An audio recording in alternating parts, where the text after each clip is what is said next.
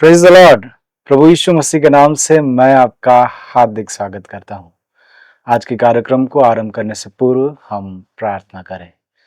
हे सर्वशक्तिमान ईश्वर दयालु पिता, हम आपको हृदय से धन्यवाद देते हैं कि आप प्रति भोर अपनी करुणा को हमारे लिए नया करते हैं। हम धन्यवाद देते हैं कि आज के दिन को आपने हमारे लिए नियुक्त किया कि हम आपके वचन को सीखे समझने पाए। सब बातों के लिए धन्यवाद देते हैं। प्रार्थना यीशु मसीह के नाम से मांगते हैं, आमेन। Praise the Lord. आज जिस विषय को हम सीखेंगे उसका शीर्षक मैंने रखा है उद्देश्य संचालित जीवन। हमारे प्रियो, हमारे जीवन में उद्देश्यों का होना, पर्पस का होना बहुत महत्वपूर्ण है। बिना पर्पस के जीवन जीना ऐसा लगेगा कि हम नीरस, बड़ा बोरिंग लाइफ जी रहे। इसलिए आवश्यक है कि हमारे जीवन में कोई ना कोई उद्देश्य हो। इस बात को समझने के लिए मैं आपको प्रेरितों के काम अध्याय 22 और उसके 14 पद की ओर ले चलता हूं, जहां पर हनन्याह प्रेरित पौलुस के पास आता है और उसकी आंखें खुल जाती है, वो देखने लगता है और ये घटनाक्रम आगे होती है। उसी बात को हम देखते हैं। पद संख्या 14 इस प्रकार से कहता है, तब उसने कहा, हमारे बाप दादों के परमेश्वर ने तुझे इसलिए ठहराया है कि तू उसकी इच्छा को जाने, उस धर्मी को देखे और उसके मुंह से बातें सुने।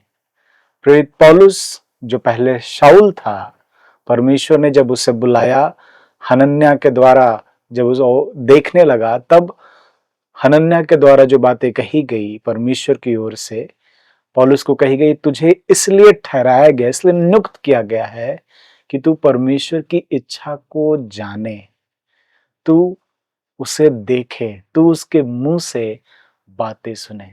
पिछले दिनों जब मैं इस अध्याय को पढ़ रहा था, प्रेरितों के काम को पढ़ रहा था, मेरा ध्यान यहाँ पर आकर अटक गया कि कितनी अच्छी आशीष और कितना अच्छा उद्देश्य है हमारे लिए कि इस पृथ्वी पर हम बहुत कुछ चाह सकते हैं, हम बहुत कुछ पाने की कोशिश कर सकते हैं, हमारा अलग अलग ध्यान हो सकता है, उद्देश्य हो सकता है, लेकिन कितना बेहतर होगा कि ये हमारा उद्देश्य हो जाए।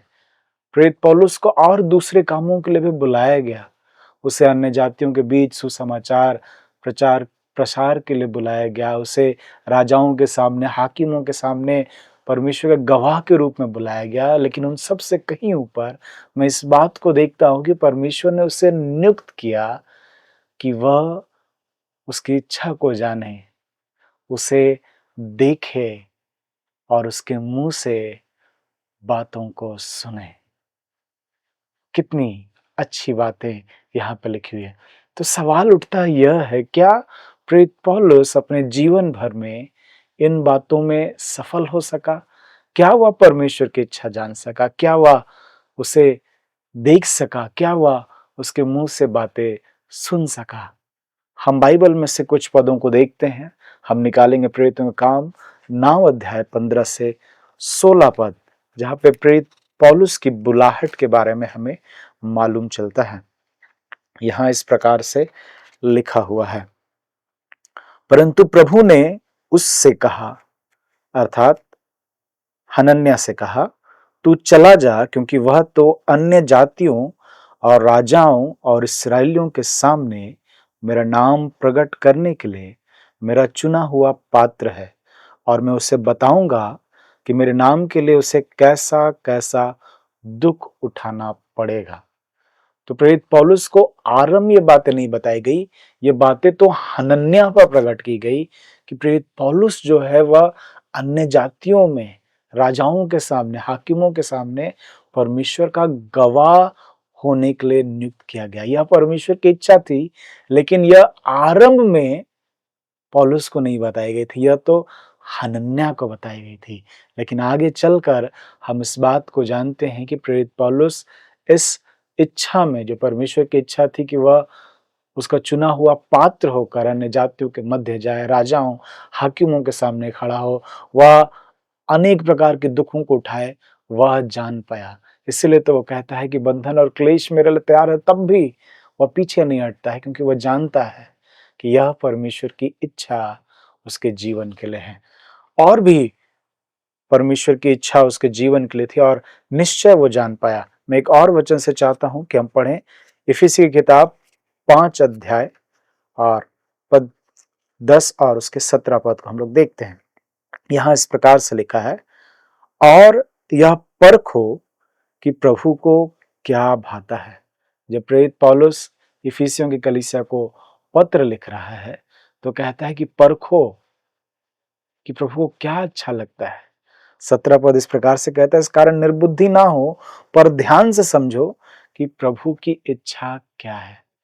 जब वह कलीसिया को ये कह रहा है कि आपको परखने की आवश्यकता है, आपको निर्बुद्धि नहीं बुद्धिमान होने की आवश्यकता है, परमेश्वर की इच्छा क्या है उसे जानने की आवश्यकता है, तो क्या प्रेरित पौलुस परमेश्वर की इच्छाओं को नहीं जान रहा था? निश्चय वह जान रहा था, इसलिए वह दूसरे से भी आग्रह करता है कि आपको भी परमेश्वर की इच्छा को जानने की आवश्यकता है। एक इच्छा तो मालूम चलती है जो परमेश्वर ने उसके जीवन के लिए प्रकट किया कि अन्य जातियों के बीच सुसमाचार प्रचार का काम करे और कलीसियाओं को स्थापित करे। अविवाहित होने के बावजूद वह दूर दूर तक जाए और कलीसियाओं को स्थापित करे, और यहाँ तक ही नहीं वरन वह दूसरे कलीसिया के हित के बारे में भी सोचता था। जिसकी स्थापना उसने स्वयं नहीं की थी, उस कलीसिया के हित के विषय में भी सोचता था। आज के समय के अनुसार कहा जाए तो वह मसीही की जागृति के विषय में, लोगों के अंदर जागृति भरने के विषय में बहुत ज्यादा दृढ़ था, और यह उसके लिए परमेश्वर की इच्छा थी। यदि हम इफिसी 5 अध्याय में आते हैं तो बहुत सारी बातों का जिक्र हमें मिलता है। वो कहता है कि लालच ना करे, मूढ़ता की कोई बातचीत ना हो, ठट्टे की कोई बातचीत ना हो। तो इन बातों से भी वो समझ में आता है कि प्रेरित पौलुस को प्रतिदिन के जीवन के लिए भी परमेश्वर की इच्छा ज्ञात थी। वह जानता था कि परमेश्वर की इच्छा क्या है। आगे हम लोग और भी बातों को देखेंगे, लेकिन केवल अभी हम लोग ये देखने का कोशिश कर रहे हैं क्या प्रेरित पौलुस वो 3 बातों में सफल हो सका। क्या वह परमेश्वर की इच्छा जान सका? हमने देखा हाँ, वह परमेश्वर की इच्छा जान सका। दूसरी बात, प्रभु को देखने के विषय में क्या प्रेरित पौलुस ने प्रभु को देखा? हम लोग देखते हैं पहला कुरिन्थी 15 अध्याय उसका 7 और 8 पद इस प्रकार से कहता है, फिर वह याकूब को दिखाई दिया, तब सब प्रेरितों को दिखाई दिया, सबके बाद मुझको भी दिखाई दिया जो मानो अधूरे दिनों का जन्मा हूं। जब पुनरुत्थान के बाद यीशु मसीह अपने चेलों को दिखाई दिए, इमाउस में चलते हुए 2 युवकों को दिखाई दिए, अन्य लोगों को दिखाई दिए, उन सब के बाद काफी समय के बाद प्रेरित पौलुस को भी दिखाई दिए। और हम इस बात को जानते हैं कि प्रेरित पौलुस को और अन्य समयों में भी प्रभु यीशु मसीह उसे दिखाई देते रहे। तो ये दूसरी बात भी उसके जीवन में पूर्ण होती है। क्या तीसरी बात उसके जीवन में पूर्ण होती है? हम लोग देखते हैं गलाती किताब पहला अध्याय 6 से लेकर 12 पद के बीच में। गलाती की किताब पहला अध्याय 6 से 12, यहां इस प्रकार से लिखा है, मुझे आश्चर्य होता है कि जिसने तुम्हें मसीह के अनुग्रह में बुलाया उससे तुम इतनी जल्दी फिरकर और ही प्रकार के सुसमाचार की ओर झुकने लगे, परंतु वह दूसरा सुसमाचार है ही नहीं। पर बात यह है कि कितने ऐसे हैं जो तुम्हें घबरा देते हैं और मसीह के सुसमाचार को बिगाड़ना चाहते हैं। परंतु यदि हम या स्वर्ग से कोई दूत उस सुसमाचार को छोड़ जो हमने तुमको सुनाया है, कोई और सुसमाचार तुम्हें सुनाए तो शापित हो। गलातियों की कलीसिया के मध्य यह गड़बड़ी उत्पन्न हो गई थी, और वह यह थी कि दूसरे प्रकार के सुसमाचार उस कलीसिया में घुस चुकी थी। लोगों को बरगलाया जा रहा था, लोगों को ठगा जा रहा था, और लोग भ्रमित हो रहे थे। और तब प्रेरित पौलुस कहता है कि बहुत जल्द ही तुम उस सत्य के सुसमाचार से फिरने लगे हो। जो दूसरा सुसमाचार तुम सुन रहे हो वो सुसमाचार है ही नहीं। और यहां तक वो दावा करता है, चाहे कोई स्वर्गदूत भी आकर इस सुसमाचार के विरोध में बातें बोले तो वह शापित है। वो इतना दावे के साथ क्यों कह रहा है, उसका उत्तर हमें मिलता है 11वें पद में। हे भाइयों, मैं तुम्हें बताए देता हूं कि जो सुसमाचार मैंने सुनाया है वह मनुष्यों का नहीं है। इसका मतलब जो कुछ प्रेरित पौलुस ने गलातियों की कलीसिया और अन्य जगहों में सुनाया वह मनुष्य से ही केवल सीखी हुई बातें नहीं थी, वह उसने प्रभु यीशु मसीह से प्राप्त की। 12 पद इस प्रकार से कहता है कि ये बातें उसे यीशु मसीह के प्रकाशन से मिलती है। यीशु मसीह के मुख से जो बातें उसने सुनी वे ही बातें उसने लोगों को कही। एक और जगह से मैं चाहता हूं कि आप और मैं देखें 2 कुरिन्थी 12 अध्याय उसके 7 पद को और 8 पद को। इसलिए कि मैं प्रकाशनों की बहुतायत से फूल न जाऊं, मेरे शरीर में एक कांटा चुभाया गया, अर्थात शैतान का एक दूत कि मुझे घूंसे मारे ताकि मैं फूल न जाऊं। इसके विषय में मैंने प्रभु से 3 बार विनती की कि मुझसे यह दूर हो जाए। 9वां पद इस प्रकार से कहता है, पर उसने मुझसे कहा। किसने कहा? प्रभु ने पौलुस से कहा। वो क्या निवेदन कर रहा है? जो कांटा चुभाया गया उसके लिए उसने 3 बार विनती की, लेकिन प्रभु उससे कहते हैं, प्रभु यीशु मसीह उनसे कहते हैं कि मेरा अनुग्रह तेरे लिए बहुत है, क्योंकि मेरी सामर्थ निर्बलता में सिद्ध होती है। प्रभु ने क्या कहा? मेरा अनुग्रह तेरे लिए बहुत है, मेरी सामर्थ निर्बलता में सिद्ध होती है। इसका मतलब ये तीनों बात प्रेरित पौलुस के जीवन में पूर्ण होती है, जो हनन्याह के माध्यम से पौलुस को बताया गया कि प्रभु ने तुम्हें इसलिए ठहराया है, तुम इसलिए नियुक्त किए गए हो। तुम्हारे जीवन का उद्देश्य जो सबसे बड़ा है वह यह है कि प्रभु की इच्छा को जानो और उसके अनुसार चलो।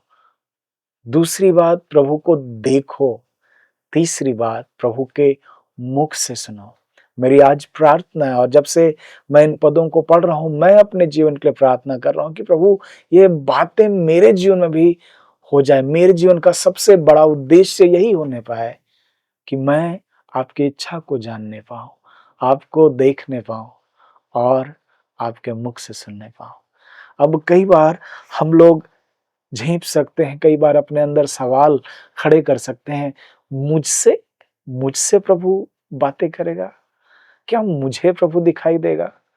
यदि हम पुनरुत्थित यीशु के विषय में देखते हैं तो हम पाते हैं कि प्रभु यीशु मसीह उन लोगों को दिखाई दिए जो आत्मग्लानि से भरे हुए थे। पतरस जो आत्मग्लानि से भरा हुआ था, जो गिल्ट कॉन्शियस में था, प्रभु उसको दिखाई देते हैं। 2 युवक आपस में बातें कर रहे हैं, बड़ा ही कंफ्यूजन है उनके बीच में, उसे दिखाई देते हैं। थोमा अविश्वास कर रहा है लेकिन प्रभु उसे दिखाई देते हैं। तो प्रभु आपको भी दिखाई दे सकते हैं, वो मुझे भी और प्रगटीकरण कर सकते हैं। कोई खास व्यक्ति प्रभु के लिए नहीं है, बस हमारे अंदर चाहत होना है, हम उसे देखेंगे। भजनकार इस बात को कहता है कि मैं तेरे दर्शन का खोजी हूं। हमें खोजी बने रहने की आवश्यकता है, बाकी बातें प्रभु के हाथ में छोड़ देने की आवश्यकता है। प्रभु हमें भी दिखाई देंगे, प्रभु अपने शब्दों से हमें तृप्त करेंगे। आकाशवाणी जो हुई थी उसे अगर हम ध्यान से समझते हैं तो पाते हैं वहां लिखा है, यह मेरा प्रिय पुत्र है, इसकी सुनो। हमें प्रभु यीशु मसीह से सुनने के विषय में कहा गया है। हाँ मेरा प्रियो, मैं और आप भी प्रभु को देख सकते हैं, मैं और आप भी प्रभु को सुन सकते हैं और हमारे लिए भी यह अवसर खुला है कि हम उसकी इच्छाओं को जान सकते हैं। जब तक हम जानेंगे नहीं, हम उन कामों में संलग्न नहीं होंगे। यदि प्रेरित पौलुस नहीं जानता कि उसके जीवन को लेकर परमेश्वर की क्या इच्छा है, तो वह आगे नहीं बढ़ता। वह तो अपने पुराने जीवन में, पुराने ढर्रे में रहता। लेकिन उसे मालूम चला धीरे धीरे ही सही, लेकिन उसे मालूम चला और वह प्रभु की इच्छाओं को जानकर उसे पूर्ण करने की कोशिश करता रहा। वह अन्य जातियों के बीच में भरसक प्रयास करते हुए जाता रहा, वह दुखों को उठाता रहा, लेकिन तब भी वह हार नहीं माना, क्योंकि वो जान रहा था कि यह प्रभु की इच्छा है और इसे पूर्ण करने से प्रभु को प्रसन्नता मिलती है। याद कीजिए उसने क्या कहा, परखो कि प्रभु को क्या भाता है। जो उसे भाता है वह वही करने की कोशिश करता है। इसलिए वो कहता है निर्बुद्धि ना हो, पर ध्यान से समझो कि प्रभु की इच्छा क्या है। प्रतिदिन के लिए हमारे पास प्रभु की इच्छा है। प्रति दिन, महीने, साल, हमारे जीवन के लिए परमेश्वर की इच्छा है। अब सवाल उठता यह है कि प्रेरित पौलुस तो जान सका कि परमेश्वर की इच्छा क्या है उसके जीवन के लिए और वह आगे बढ़ पाया। हम और आप कैसे जान पाएंगे कि प्रभु की इच्छा क्या है? एक 3 सरल तरीका बताया जाता है प्रभु के जन इसे कहते हैं अंग्रेजी में प्रेज, प्रेयर, परसीव। कैसे हम प्रभु की इच्छाओं को प्राप्त कर सकते हैं, हम आराधना कर सकते हैं, हम प्रार्थना कर सकते हैं और अपने भीतर प्रभु की इच्छाओं को जान सकते हैं। कई प्रभु के सेवक इस तरीके का इस्तेमाल करते हैं और आप और मैं चाहे तो हम भी इसे इस्तेमाल कर सकते हैं। अब आराधना की बात कही जाती है, प्रार्थना की बात कही जाती है और अपने हृदय में स्वीकार करने की बात कही जाती है। अब हर एक लोग जो गीत गाते हैं वे आराधना नहीं कर रहे हैं। परमेश्वर के वचन में लिखा है वे होठों से मेरा आदर करते हैं, लेकिन उनका मन दूर होता है। तो हमें ऐसी आराधना करने की आवश्यकता है जहां पर हमारा हृदय परमेश्वर के साथ, सत्य के साथ जुड़ा होने पाए। हमारे हृदय में कोई छिपी बातें ना हो, कोई ऐसा भाव ना हो। आराधना हृदय का मामला, हृदय का मसला है। हमारा हृदय अगर ठीक हो तब हमारी आराधना स्वीकार होगी और हम जब प्रार्थना करें केवल अपने हित के लिए ही नहीं, पर हम प्रार्थना इसलिए भी करें कि हम परमेश्वर करीब आए। सबोपदेशक का लेखक कहता है कि जब हम परमेश्वर के भवन में आए तो उतावली से कोई बात ना कहे। वो कहता है कि सुनने के लिए समीप जाए। तो प्रार्थना में हम सुनने की कोशिश भी करें और उसके बाद उसे स्वीकार करें। और कैसे हम प्रभु की इच्छाओं को जान सकते हैं, या और कैसे प्रभु हमें दिखाई दे सकते हैं, और कैसे हम उसकी बातों को सुन सकते हैं? पवित्र आत्मा के द्वारा। पहला कुरिन्थी 2 अध्याय 9 और 10 पद इस प्रकार से कहता है। पहला कुरिन्थी 2 अध्याय 9 और 10 पद इस प्रकार से कहता है। यहाँ लिखा हुआ है, परंतु जैसा लिखा है, जो बातें आंख ने नहीं देखी और कान ने नहीं सुनी और जो बातें मनुष्य के चित्त में नहीं चढ़ी, वे ही हैं जो परमेश्वर ने अपने प्रेम रखने वालों के लिए तैयार किया है। परंतु परमेश्वर ने उनको अपने आत्मा के द्वारा हम पर प्रकट किया, क्योंकि आत्मा सब बातें वरन परमेश्वर की गूढ़ बातें भी जांचता है। तो परमेश्वर के आत्मा के द्वारा अर्थात पवित्र आत्मा के माध्यम से हम परमेश्वर की इच्छाओं को जान सकते हैं। वह क्या चाहता है हम उसे जान सकते हैं। अब हर दिन जरूरी नहीं है कि प्रभु कोई ना कोई इच्छा आपके ऊपर प्रकट करे। हर दिन का जीवन जीने के लिए हमारे पास परमेश्वर के नियम उपलब्ध हैं। हम उसके वचन से जान सकते हैं कि क्या हमारे लिए उचित है, क्या अनुचित है। कई बार लोगों के अंदर जब वे अलग अलग निर्णयों को लेने वाले होते हैं, उनके अंदर बड़ा कंफ्यूजन होता है, क्या ये परमेश्वर की इच्छा है, क्या वो परमेश्वर की इच्छा है। जब इन बातों को हम जानने का प्रयास करें तो मैंने एक तरीका सीखा है और वो यह है कि मैं अपने हृदय को शून्य किए जाने की मांग करता हूँ। ना तो उसके पॉजिटिव से मुझे फर्क पड़े, ना तो उसके नेगेटिव से मुझे फर्क पड़े। ऐसा मेरा हृदय शून्य हो जाए कि यदि परमेश्वर हाँ बोले तब भी वो स्वीकार है और ना बोले तब भी वो स्वीकार्य है। तो जब हम इस स्थिति में आ जाते हैं और तब हम परमेश्वर की इच्छा को जानने का प्रयास करते हैं, जो हम निर्णय लेने वाले होते हैं, मैं विश्वास करता हूँ कि परमेश्वर का आत्मा आपकी सहायता करेगा उन निर्णयों में परमेश्वर की इच्छा को जानने के लिए। एक मनुष्य प्रतिदिन बहुत सारे निर्णय लेता है, लेकिन बहुत सारे ऐसे निर्णय हैं जो उसके जीवन को बदल कर रख देते हैं।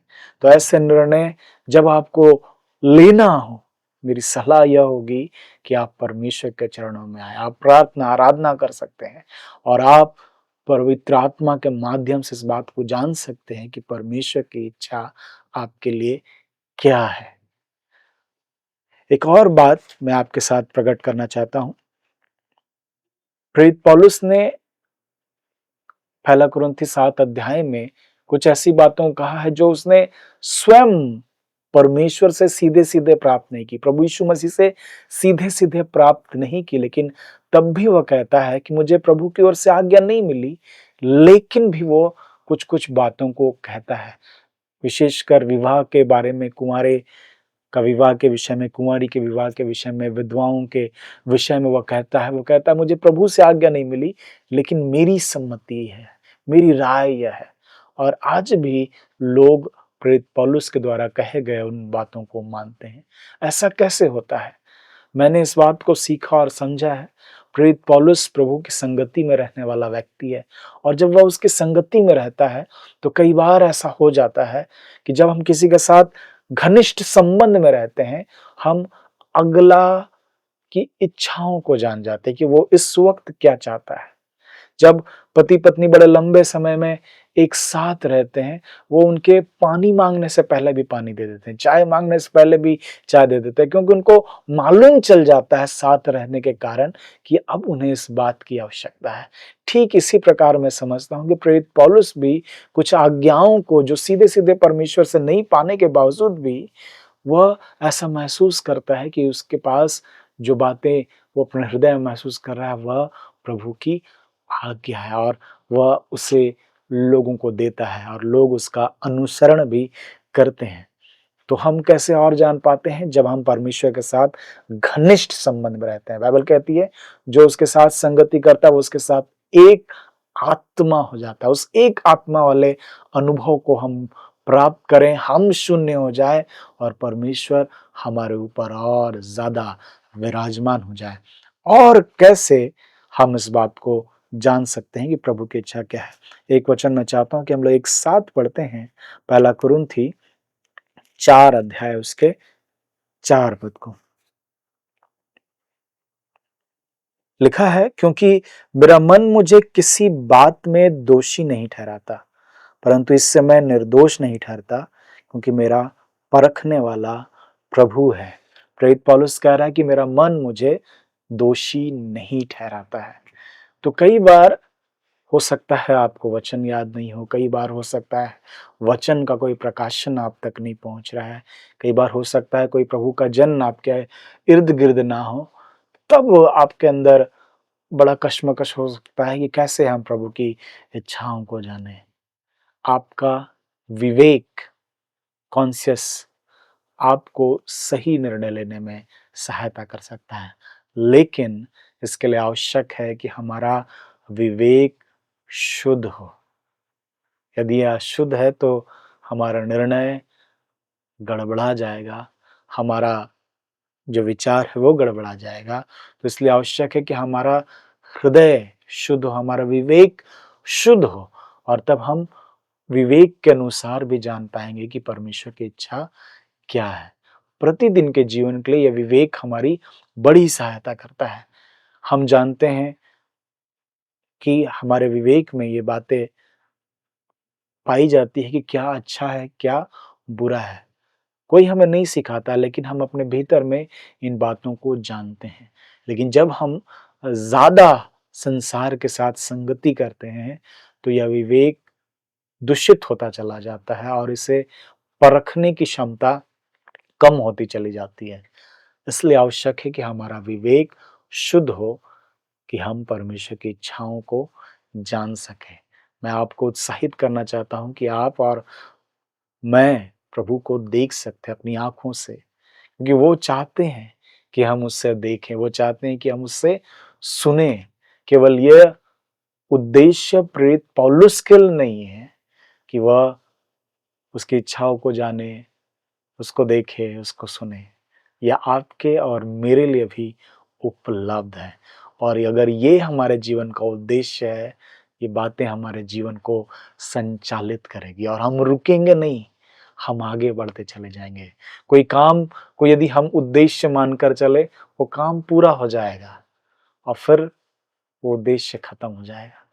लेकिन अगर ये हमारा उद्देश्य हो कि हम प्रभु की इच्छाओं को जाने, वो अनंत है।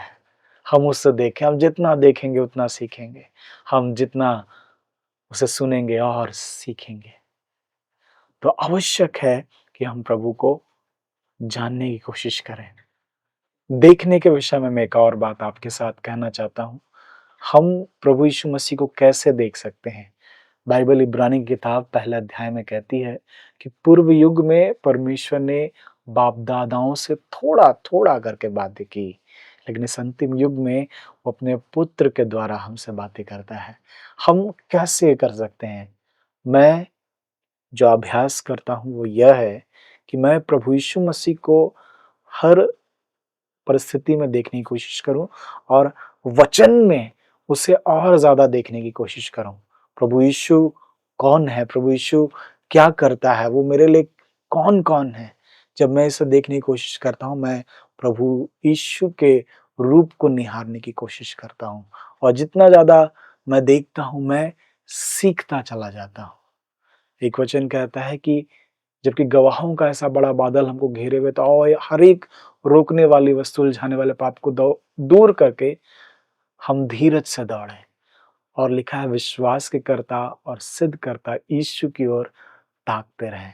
अपना ध्यान संसार से हटाकर, बहकाने वाली बातों से हटाकर, उलझाने वाली बातों से हटाकर प्रभु यीशु की ओर देखते रहें।